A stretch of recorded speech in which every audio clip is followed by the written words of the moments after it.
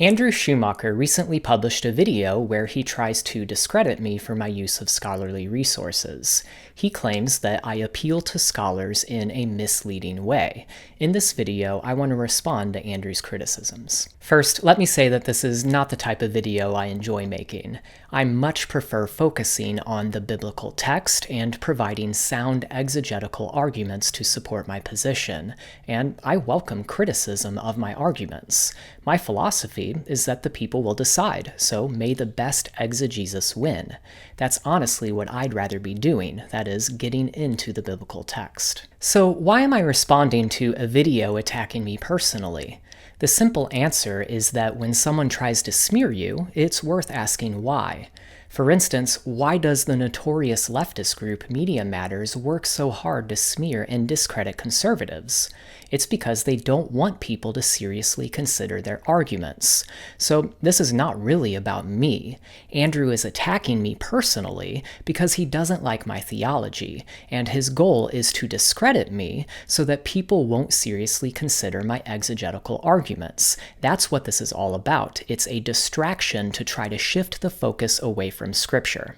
Anyway, Andrew presents some examples where he claims I have been misleading in my use of scholarly resources. Let's go through his video point by point. I noticed in listening to a lot of David Wilber's stuff that he really loves to make a lot of citations and is often guilty of making an argument by means simply of making a citation. He'll say, some Christians think X, but this scholar thinks Y. Thus, Y. My opponent takes the second clause, until all is accomplished, to be a reference to Jesus' completed work on the cross. So according to him, the law has already passed away. However, that interpretation is impossible because, as New Testament scholar Donald Hagner points out, it would, quote, contradict the meaning of the first clause, which refers to the ongoing validity of the law until the end of the age, end quote. In other words, heaven and earth are still here, so all cannot have been accomplished yet. And that is just a blatant example of appeal to authority. So, Andrew accuses me of just appealing to authority rather than making actual arguments.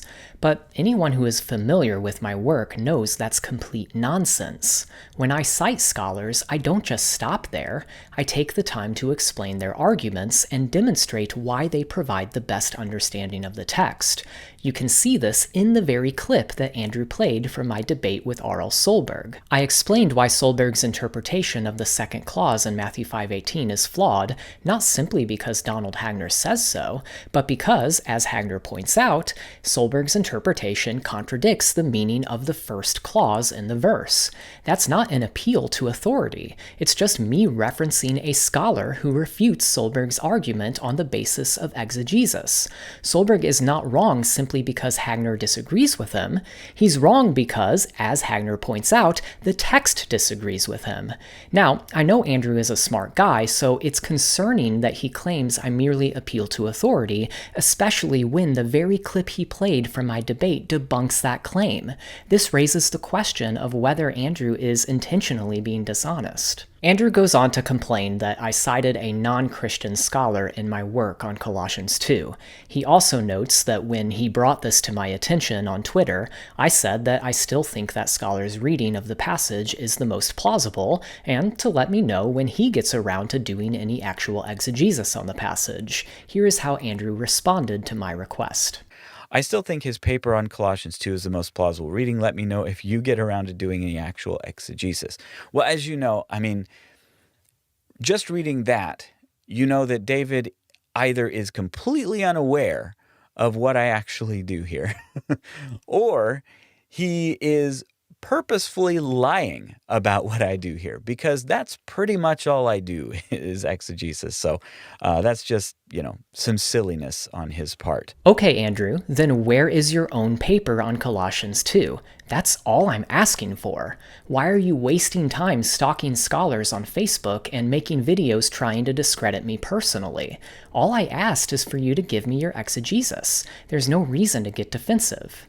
Now, the simple fact that this Brian Allen is not really a Christian anymore doesn't make his arguments automatically bad.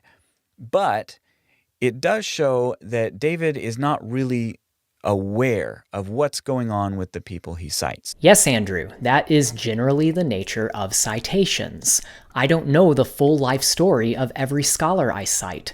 I don't feel the need to make sure that every scholar I cite agrees with my theology on every point. The important thing to me is whether the arguments made in the citation are plausible, not the full life story of the person making the argument. I mean, David cites person after person after person and acts like that's evidence in itself. Andrew, even in the one clip you showed from my debate with Solberg, you've already demonstrated that your claim here simply isn't true. Anyone can verify this by looking at my work. For example, in my recent video on Matthew 5:19, I addressed your claim that the commandments in this verse refer to Christ's own commandments rather than the Torah. I did indeed point out that the vast majority of scholars disagree with you, which is true. But I didn't stop there. I went on to provide 3 exegetical reasons explaining why they disagree with you. The fact that you continue to make this claim, even though your own clips of me clearly refute it, raises serious questions about your own character and integrity. But I'll leave that for others to decide. I don't care. My priority is getting into the biblical text. That's literally all I asked for. And of course, as you saw, I did respond with a citation of a different scholar saying, look, this guy disagrees with you. And of course, David didn't have a response to that. Why would he? I cited a scholar, he cited a scholar. We're pretty much on the same level at that point. And now it's time to do some actual exegesis. Well, my exegesis is contained within the video on Colossians 2 that you referenced, so the only one lacking in that department is you, my friend. And he just wants to pretend that citing these people establishes some kind of fact. No, you need to actually read my books, articles, and watch my videos. I cite scholars for their opinions, not in order to establish facts. My facts are always provided either by scripture or by primary sources. I consult scholars for their interpretations of those facts. If I find a scholar's interpretation to be exegetically sound, I cite them. This is just basic research. And of course, there at the end, he had to get his petty little remark in, let me know if you get around to doing any exegesis, which, again, it shows that he either doesn't pay attention to anything I've been doing on this channel, and so he doesn't know, and so he's making wild accusations without actually knowing, and that's breaking the 9th commandment, or he knows perfectly well that most of what I do is exegesis, and he's just trying to get a snappy, petty comment in. And that's just, that shows the level that he's working on. Okay, so you are accusing me of bearing false witness because I challenged you to provide your own exegesis of Colossians 2. Your response to my challenge is to get all defensive and say that most of what you do is exegesis. Okay, but that's not the point I was making on Twitter. Let's recap. I made an entire teaching on Colossians 2 where I not only cite several scholars, but also explain why their interpretations are exegetically sound. You criticized me for citing a non-Christian scholar in that teaching. I responded by saying that the scholar's arguments were still sound and challenged you to provide your own exegesis. You still aren't doing that. Instead, you make an entire video calling me a liar.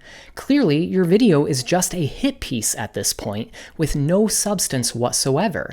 You could have just sent me your exegesis on Colossians 2 like I asked. Instead, you are trying to discredit me personally because, I don't know, you're offended or something. Okay, now Andrew goes on to criticize me for quoting R.L. Watson in one of my videos. Here's what he says. I think David probably knows this gentleman's background fairly well.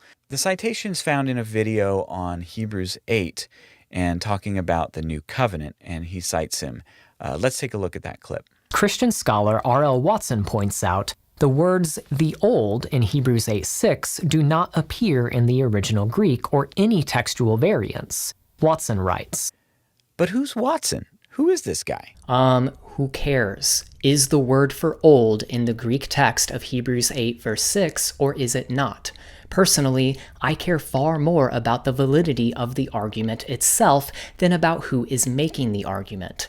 Andrew's approach, however, is to disregard the argument altogether by attacking the person instead. A prime example is this very video I'm responding to right here. We don't know who this is. He gives no other explanation of who this is. Andrew, I provided the full citation in the video. Anyone who is eager to know who R.L. Watson is can easily look it up for themselves. Viewers are given every opportunity to find out who he is. Your complaint here is frankly bizarre. He didn't really say anything about who this Watson guy is. Again, what difference does it make who he is? Is what he's saying true or false? When it comes down to it, only appeal to Scripture is the kind of authority that actually establishes fact. No matter how well credentialed someone is, they can still make bad arguments, so it can still be an unwarranted appeal to authority. So again, did R.L. Watson state a fact or not? You accuse me of simply appealing to authority, yet so far I'm the only one who has presented any biblical arguments in this exchange. You claim to be focused on biblical facts, but throughout your video all you've done is attempt to undermine the credibility of those you're criticizing, instead of engaging with their arguments on their own merits, i.e. on the basis of Scripture. In the rest of Andrew's video, he complains about me interviewing Dr. Richard Averbeck, even though Dr. Averbeck doesn't agree with me on everything. Frankly, I find this criticism bizarre. I've never suggested that Dr. Averbeck and I agree on every point. In fact, during the interview itself, Dr. Averbeck shares views that I disagree with, and you can even see comments from viewers asking why I didn't push back on some of his claims. If I were truly trying to mislead people about Dr. Averbeck's position, wouldn't I have edited out those parts where he challenges my theology? In any case, not everyone I interview or reference in my work is going to agree with me on everything I believe. Of course not. I cite people when they make solid exegetical arguments, not because they agree with me on any other unrelated point of theology. That said, Dr. Averbeck does agree with my position in significant ways, which is why I interviewed him. In many areas where he argues that Christians don't have to literally keep quote-unquote Old Covenant laws, his reasoning isn't that those laws are irrelevant or abolished, but rather that he believes it's no longer possible to keep them. You can read his book to understand his views more fully. Anyway, even though he doesn't agree with me on everything, and I never claimed that he did, Averbeck's view is far more sympathetic to the pronomian position than Andrew portrays it. And furthermore, Dr. Averbeck acknowledges that pronomians are Christians if they preach the gospel. This shows that he respects people like me as fellow Christians, and I respect him despite our disagreements. Unfortunately, Andrew seems incapable of showing me any kind of respect, and I find that sad. I don't know what I said or did to cause him to feel the need to attack me personally, but it is what it is. In conclusion, Andrew's video was clearly a hit piece. My work speaks for itself, and as we've seen, while Andrew claims that he values exegesis, he offers literally none. All I did was ask him to provide an exegesis of Colossians 2, and instead of doing that, he just got insecure and defensive. Rather than engaging with the actual arguments, he made an entire video attacking me personally and trying to discredit the scholars I cite. Listen, don't let Andrew scare you away from studying the Bible. Evaluate the arguments on their own merits and let the best exegesis win.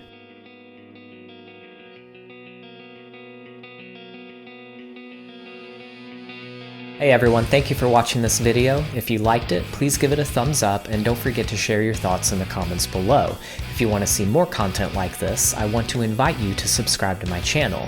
Also, don't forget to hit that little bell so that you'll be notified when new videos like this are released. One last thing, be sure to connect with me on my website, davidwilber.com. There, you can find a ton of free resources like articles and videos, learn more about the books that I've written, and subscribe to my newsletter to ensure you never miss an update. Again, thanks for watching this video, and I'll see you next time.